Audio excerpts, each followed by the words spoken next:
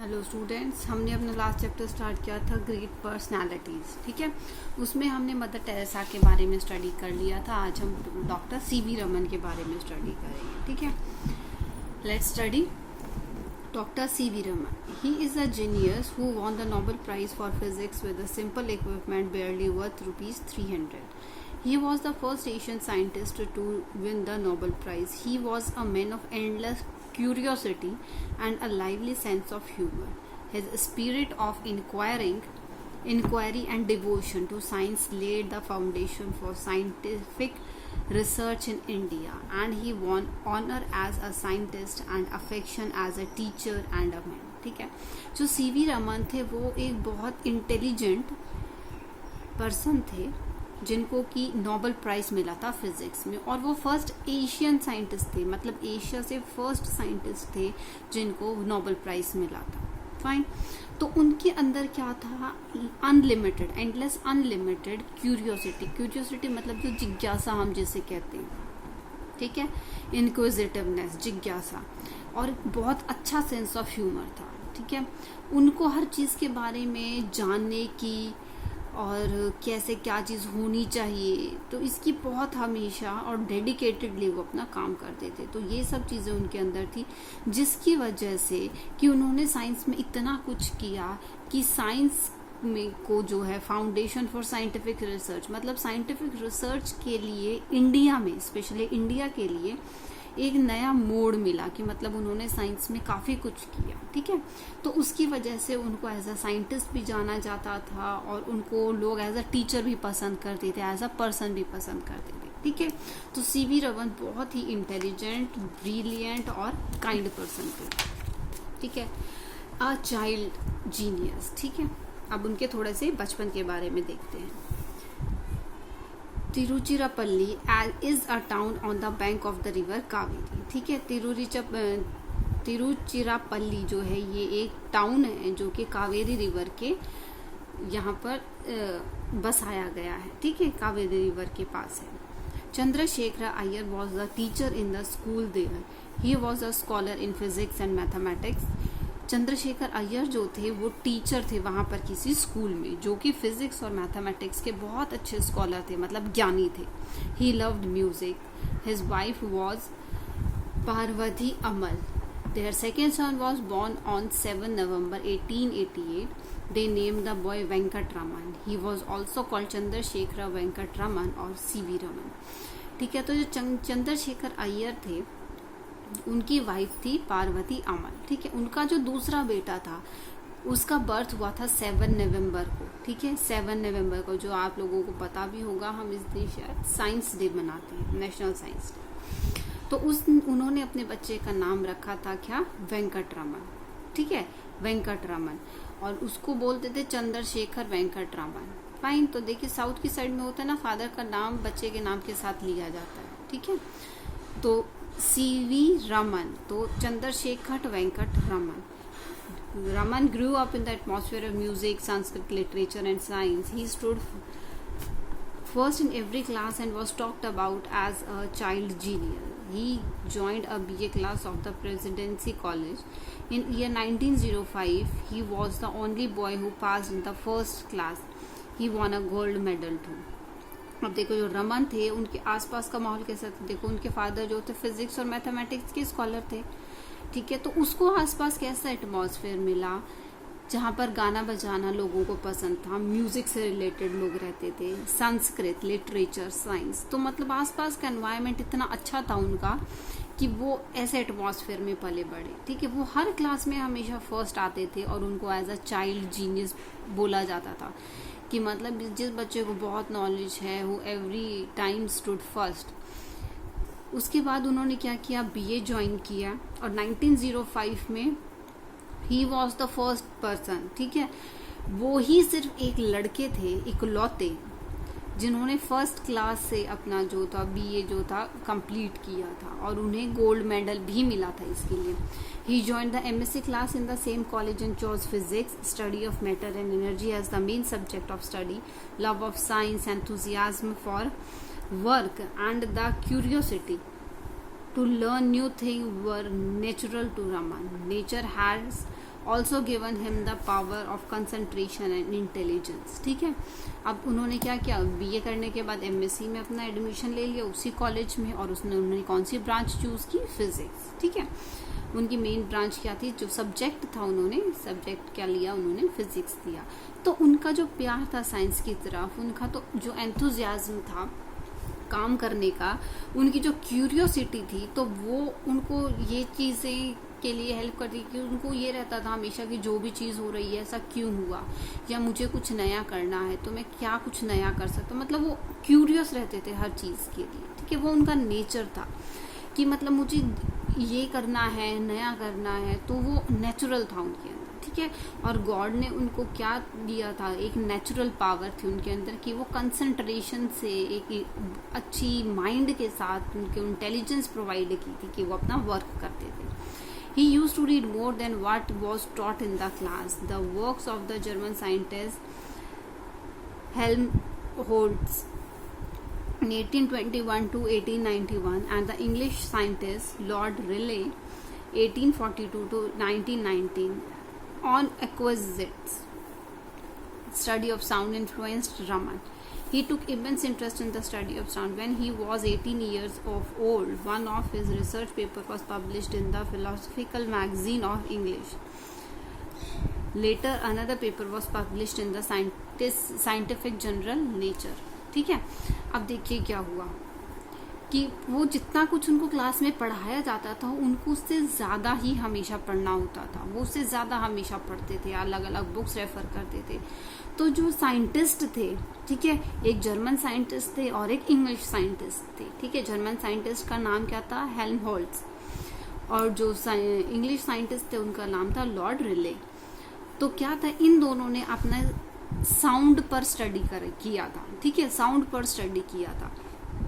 तो साउंड पर स्टडी किया था, तो वो साउंड की स्टडी रमन को बहुत ज़्यादा लुभाती थी।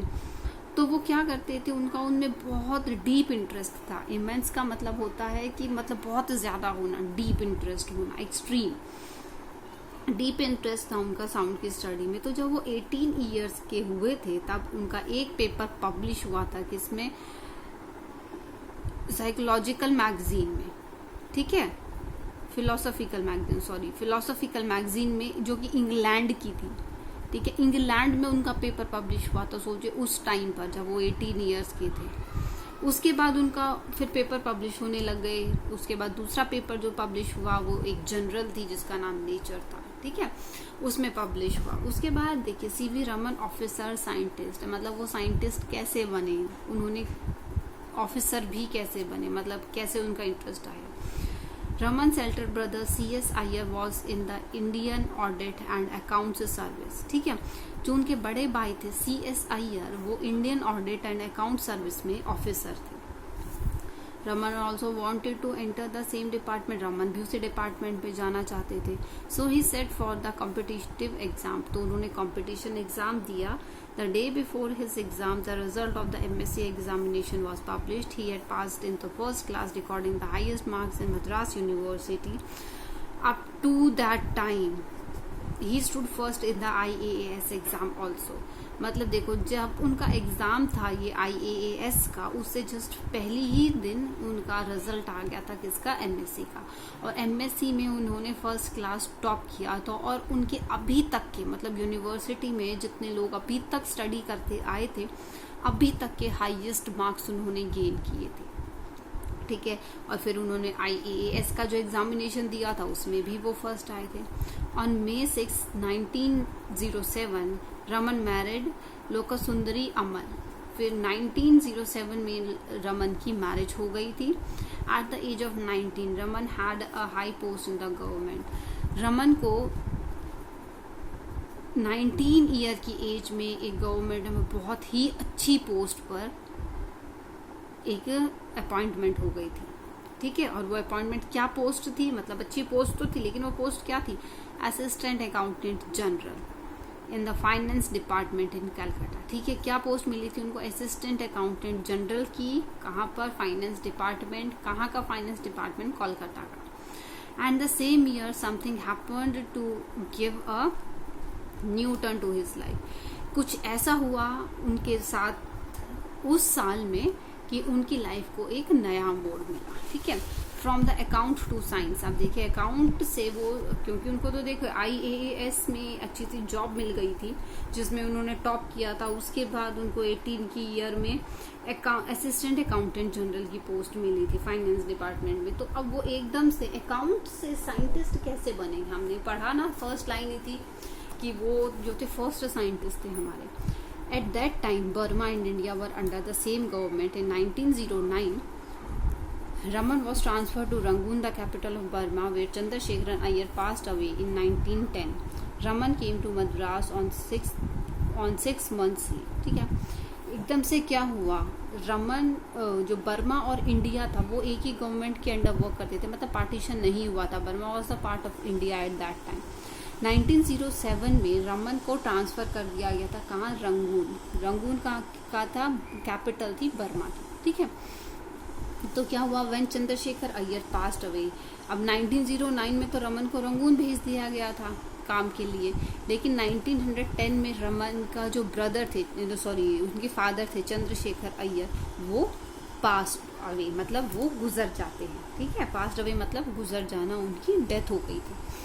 तो रमन मद्रास वापस आया अपने 6 महीने की छुट्टी लेकर। After completing the last rites मतलब अंतिम संस्कार पूरा करने के बाद Raman spend the rest of his leave period doing research in the Madras university laboratory. तो उसके बाद अपने सारे अंतिम संस्कार करने के बाद रमन क्या करता था, बची हुई छुट्टियां जो 6 महीने की छुट्टियां लेकर आया था वो यूनिवर्सिटी में रिसर्च में ही अपना टाइम स्पेंड करता था। The science college of Calcutta university was started in 1915। 1915 में एक कलकत्ता में यूनिवर्सिटी एस्टेब्लिश हुई। ठीक है, science college of Calcutta university. ठीक है, science college of Calcutta university कब स्टार्ट हुआ, 1915 में। तो there a chair for physics was established in memory of Taraknath Palit, a generous man. Raman was appointed as a professor. He left the powerful post of the government which brought a good salary. ठीक है, अब देखो जो ये नया college शुरू हुआ था, यूनिवर्सिटी ओपन हुई थी, वहाँ पर एक अलग से पोस्ट निकाली गई फिजिक्स की। ठीक है, और वो किसके ऑनर में निकाली गई थी, तारकनाथ पैलेट के जो कि एक बहुत जेनरस पर्सन थे। जेनरस मतलब उदार, काइंड पर्सन थे। ठीक है, उनकी उसमें ऑनर में वहाँ पे एक नई पोस्ट एस्टेब्लिश की गई थी एज अ फिजिक्स। ठीक है, और रमन को उस पोस्ट के लिए सेलेक्ट कर लिया गया था। तो उन्होंने क्या किया, वो जो उनकी गवर्नमेंट जॉब थी जो वो रंगून में कर रहे थे, वहाँ से उन्होंने क्या किया, रिजाइन कर दिया, कि वो उन्होंने छोड़ दी वहाँ से, जहाँ से उनकी बहुत अच्छी सैलरी मिलती थी। In Indian science Congress, The Indian Science Congress was started in 1913. Indian science Congress 1913 में स्टार्ट हुई थी। उसका एम क्या था कि साइंटिस्ट जो थे, जो अलग अलग एरिया से थे, उन सबको एक साथ लेकर आना ताकि वो अपने आइडियाज को एक्सचेंज कर सके। ठीक है, इसका फर्स्ट सेशन जो था 1914 में हेल्ड हुआ था, मतलब स्टार्ट कब हुई थी, 1913 में स्टार्ट हुई थी, और उसका फर्स्ट सेशन जो था जिसकी मीटिंग हुई थी 1914 में हुई थी। ठीक है, Ashutosh Mukherjee was the president. Ashutosh Mukherjee उसके प्रेसिडेंट थे। रमन फिजिक्स डिपार्टमेंट से प्रेसिडेंट थे। ठीक है, फिजिक्स सेक्शन, रमन के कहाँ से थे, फिजिक्स सेक्शन से प्रेसिडेंट थे। Later he work for many years as a secretary of the science congress. उसके बाद उन्होंने बहुत सालों तक एज अ सेक्रेटरी वर्क किया। ठीक है, he presided over its annual sessions in 1929 to 1948। मतलब उन्होंने 1929 से 1948 तक उस सेशन को, मतलब हमेशा हम बोलते हैं ना प्रिसाइडेड, मतलब अगुवाही करना। ठीक है, अगुवाही करना किसी चीज के लिए। ठीक है, मतलब उसका चार्ज ले लेना। फाइन, तो उन्होंने 1929 से 1948 तक उसकी चार्ज संभाला। ठीक है, एज अ सेक्रेटरी। ठीक है, उसके बाद रहता है बेटा आपका professor Raman, and great teacher, not a minute to waste, almost 15 minutes chapter is left that we will cover in our next video. तो आपको क्या करना है, चैप्टर को अच्छे से स्टडी करना है। आज मैं आपको इसके वर्ड मीनिंग सेंड कर दूंगी, तो वो वर्ड मीनिंग आपको लिखने हैं। ठीक है, जो बुक में है उससे एडिशनल लिखने हैं आपको, जो मैं सेंड करूंगी। तो मतलब दोनों जगह से लिखने हैं आपको, बुक से भी लिखने हैं और जो एडिशनल वर्ड मीनिंग मैं आपको सेंड करूंगी वो भी आपको लिखने, ठीक है। तो ये आज का आपका काम है, इस अच्छे से इस चैप्टर को रीड करना। Thank you students, that's all for today.